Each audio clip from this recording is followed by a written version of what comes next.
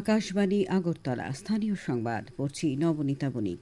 প্রধানমন্ত্রী নরেন্দ্র মোদী আজ ভিডিও কনফারেন্সের মাধ্যমে কর্মসংস্থানের উপর বাজেট পরবর্তী ওয়েবিনারে অংশগ্রহণ করবেন। এই ওয়েবিনারের মুখ্য বিষয়গুলির মধ্যে রয়েছে সাধারণ জনগণে বিনিয়োগ, অর্থব্যবস্থা, নতুন উদ্যোগের মতো বিষয়গুলি। কর্মসংস্থানের সুযোগ বৃদ্ধি করা সরকারের অন্যতম প্রধান লক্ষ্য। এই ওয়েবিনার সরকার, শিল্প, শিক্ষাবিদ এবং নাগরিকদের মধ্যে সহযোগিতাকে বৃদ্ধি করবে এবং পরিবর্তনকারী বাজেট ঘোষণাকে প্রভাব সৃষ্টিকারী পরিণামে পরিবর্তন করার জন্য আলোচনাকে উৎসাহিত করবে। মুখ্যমন্ত্রী অধ্যাপক ডাক্তার মানিক সাহা বলেছেন, রাজ্য সরকার সরকারি চাকুরি এবং কর্মসংস্থানের নানা ক্ষেত্রে পথ খুলে দিয়ে রোজগারের পথ প্রশস্ত করেছে।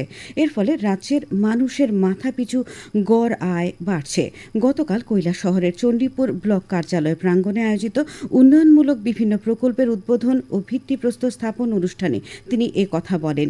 তিনি বলেন, রাজ্য সরকার স্বচ্ছতার সঙ্গে কাজ করছে। বহিরাজ্য থেকে বিনিয়োগকারীরা রাজ্যে আসছেন, ফলে আগামী দিনে রাজ্যের শিল্প ও বাণিজ্য প্রসারের ব্যাপক সম্ভাবনা দেখা দিয়েছে। অনুষ্ঠানে বক্তব্য রাখেন যুব বিষয়ক ও ক্রীড়ামন্ত্রী টিঙ্কু রায়, ঊনকোটি জেলা পরিষদের সভাধিপতি অমলেন্দু দাস, জেলা শাসক দিলীপ কুমার চাকমা প্রমুখ।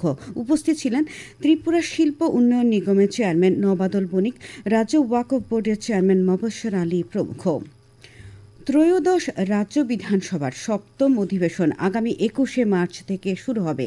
এই অধিবেশনে ২০২৫-২৬ অর্থবর্ষের পূর্ণাঙ্গ বাজেট পেশ করা হবে।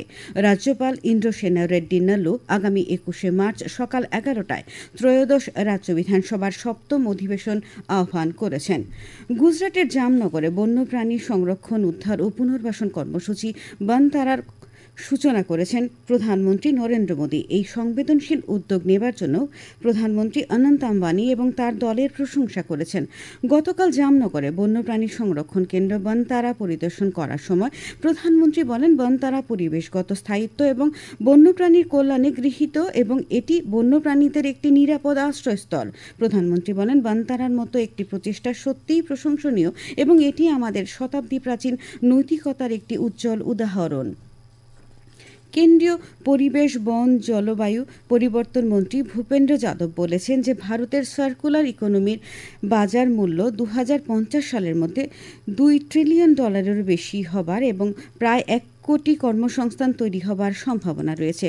গতকাল জয়পুরে অনুষ্ঠিত এশিয়া ও প্রশান্ত মহাসাগরীয় অঞ্চলে দ্বাদশ 3R অ্যান্ড সার্কুলার ইকোনমি ফোরামে ভাষণ দিচ্ছিলেন শ্রী যাদব। তিনি বলেন যে ভারতের মিশন সার্কুলার ইকোনমির ভিত্তির ৩টি মূলনীতি। এগুলি হল বর্জ্য এবং দূষণ দূর করা, পণ্য উপকরণ সঞ্চালন করা এবং প্রাকৃতিক সম্পদের পুনরুদ্ধার।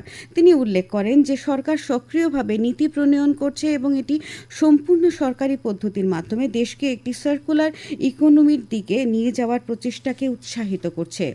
প্রদেশ কংগ্রেস সহ সভাপতি শান্তিরঞ্জন দেবনাথ গতকাল আগরতলায় এক সাংবাদিক সম্মেলনে জানান, সংবিধান বাঁচাও এবং দুর্নীতির বিরুদ্ধে আগামী ১১ই মার্চ আগরতলার ওরিয়েন্ট চৌমুহনীতে প্রদেশ কংগ্রেসের রাজ্যভিত্তিক সমাবেশের আয়োজন করা হবে।